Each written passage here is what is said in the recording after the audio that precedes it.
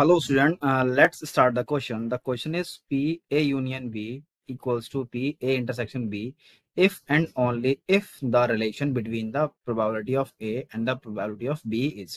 तो इस क्वेश्चन के की कंसेप्ट के बारे में यहाँ पे हम डिस्कस कर लेते हैं। की कंसेप्ट,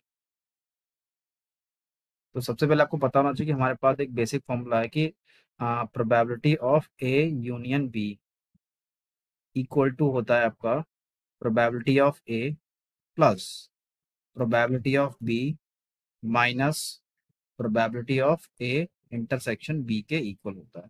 तो यही कंडीशन इसमें हम यूज करेंगे। अब देखो क्वेश्चन में क्या बोला है कि अगर हमारे पास probability of union B A union B किसके इक्वल है आपका probability of A intersection B के इक्वल है, इंटरसेक्शन बी के इक्वल है। तो हमें बताना है कि जो प्रोबेबिलिटी ऑफ ए और प्रोबेबिलिटी ऑफ बी क्या रिलेशन होगा दोनों के बीच में। ठीक है, तो इसका हमने भी फॉर्मूला डिस्कस किया है कि probability of A union B equal to हो जाएगा आपका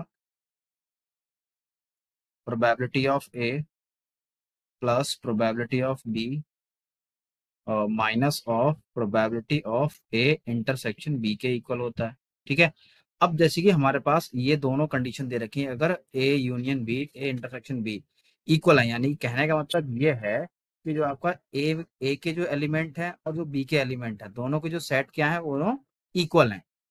ठीक है, तभी हम बोल सकते हैं कि ए यूनियन बी आपका क्या आएगा और ए इंटरसेक्शन बी क्या आएगा, यानी कि दोनों के जो एलिमेंट होंगे यानी कि जो सेट ऑफ ए है और सेट ऑफ बी दोनों क्या होंगे आपके इक्वल होंगे। जब इक्वल होंगे तो इस केस में हमारे पास जो मिलेगा रिलेशन वो क्या मिलेगा, यानी कि प्रोबेबिलिटी ऑफ ए किसके इक्वल हो जाएगा, प्रोबेबिलिटी ऑफ बी के इक्वल हो जाएगा, क्योंकि हमारे पास दोनों साइड इक्वल है। वो किस केस में बोला हमारे पास कि probability of A union B equals to probability of A intersection B, क्योंकि कॉमन पार्ट और आपका जो पार्ट होता है ए यूनियन बी का दोनों क्या होंगे, सेम एलिमेंट होंगे। ठीक है, उसी के बेसिस पे हमारे पास प्रोबेबिलिटी ऑफ ए और प्रोबेबिलिटी ऑफ बी दोनों इक्वल हो जाएंगे। इतना आपको समझ में आ गया होगा। तो यहाँ पे हम बोल सकते हैं सीधा कि प्रोबेबिलिटी ऑफ ए इक्वल है आपका प्रोबेबिलिटी ऑफ बी और इक्वल किसके हो जाएगा आपका probability of A intersection of B के इक्वल हो जाएगा। तो यही इस क्वेश्चन का फाइनल आंसर है। आई होप आपको समझ में आ गया होगा। Thank you.